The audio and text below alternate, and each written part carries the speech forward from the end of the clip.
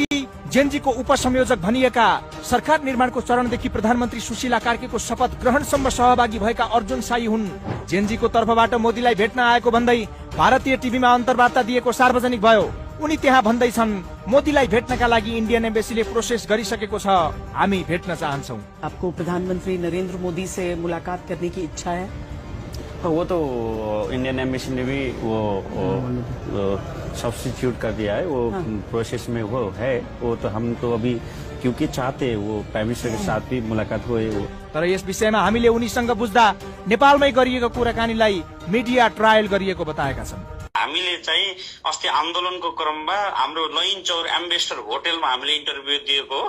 हामीले आज तकदेखि लगेर विभिन्न अन्तर्राष्ट्रिय के अरे तपाईको मिडिया सञ्चारकर्मीहरू आउनु भएको थियो, उहाँहरूलाई एकमुष्ट रूपमा हामीले अन्तर्वार्ता दिएको कुराहरू भनेको त्यो नेपालमै तपाईहरुले दिनुभएको थियो, इन्डिया जानु भएको थिएन? इन्डिया थिएन, इन्डिया कुनै पनि हालतमा हामी इन्डिया गएको थिएनौं। नेपाली युवाले सडकमा बगाएको रगत र त्यसकै बलमा आएको परिवर्तनलाई जेनजीकै नेता भन्दै आफूलाई चिनाएकाहरू नै किन विदेशी दूतावास र भारतीय प्रधानमन्त्रीलाई जोड्न चाहन्छन्? यस्ता विषयले आन्दोलनकै अपमान गर्ने काम गर्दैछ।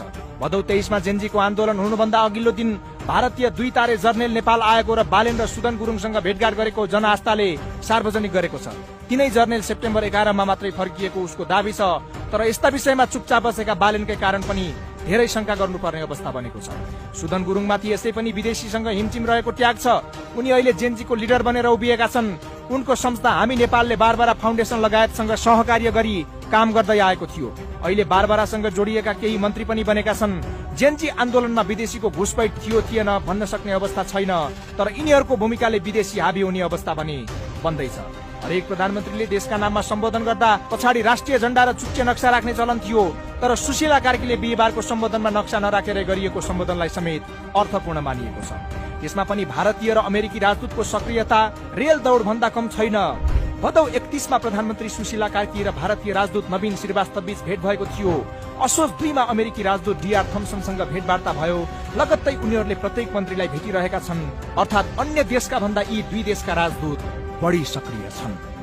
विदेशी घुसपैठ कसरी गराउन खोजिएको छ, यसका लागि केही तथ्य